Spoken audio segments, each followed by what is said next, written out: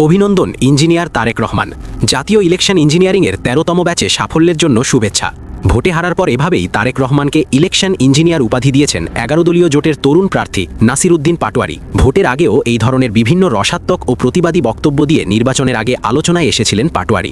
অন্যদিকে কিশোর গ্যাং আর নাস্তিকদের জম হিসেবে আখ্যায়িত হয়েছিলেন বাংলাদেশ খেলাফত মজলিসের মহাসচিব আল্লামা মামুনুল হক। দুজনই পেয়েছিলেন তুমুল জনপ্রিয়তা, কিন্তু নির্বাচনে সূক্ষ্ম কারচুপির মাধ্যমে হারিয়ে দেওয়া হয়েছে এই দুই বলিষ্ঠ কণ্ঠস্বরকে। প্রিয় দুই নেতাকে সংসদে দেখা যাবে না এমন খবরে হৃদয়ে রক্তক্ষরণ হয়েছে লাখো তরুণের। কিন্তু সুখবর হচ্ছে, একটি সমীকরণ মেলাতে পারলে হেরেও সংসদে যেতে পারবেন এনসিপি নেতা নাসিরউদ্দিন পাটোয়ারি ও খেলাফতে মজলিসের মামুনুল হক। কিন্তু কিভাবে, চলুন দেখে নেওয়া যাক। সাধারণ নির্বাচনে হারলে তার আর সংসদে যাওয়ার কোনো সুযোগ থাকে না, কিন্তু ডক্টর ইউনুস এমন একটি সিস্টেম করে গেছেন যেখানে নাসিরউদ্দিন পাটোয়ারির মতো দেশপ্রেমিক নেতাদের হারলেও সংসদে যাওয়ার সুযোগ থাকছে। ব্যালট যুদ্ধে হেরে গিয়েও অনেক আলোচিত নেতারা কিভাবে সংসদে পা রাখতে পারেন, সে সমীকরণটি এখন সারা দেশে টক অফ দ্য টাউনে পরিণত হয়েছে। এটি কোনো ম্যাজিক নয়, বরং বাংলাদেশের ভবিষ্যৎ সংসদীয় কাঠামোর এক আমূল পরিবর্তনের ইঙ্গিত।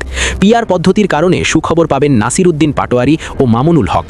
পিআরের কারণে কোনো রাজনৈতিক দল ন্যূনতম ১% ভোট পেলেই উচ্চকক্ষে আসন পাবে, অর্থাৎ ১% ভোট পেলেই উচ্চকক্ষের ১০০টি আসনের মধ্যে একটি আসন পাবে ওই রাজনৈতিক দল।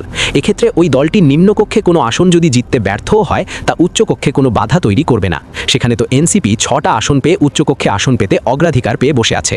অন্যদিকে মামুনুল হকের ডক্টর ইউনুসের তৈরি করা এই পদ্ধতিতে দলের হেভিওয়েট নেতারা সরাসরি আসনে পরাজিত হলেও দলের প্রাপ্ত ভোটের জনপ্রিয়তায় ভর করে সিনেট সদস্য হিসেবে ঠিকই জাতীয় সংসদে নিজেদের জায়গা করে নিতে পারবে।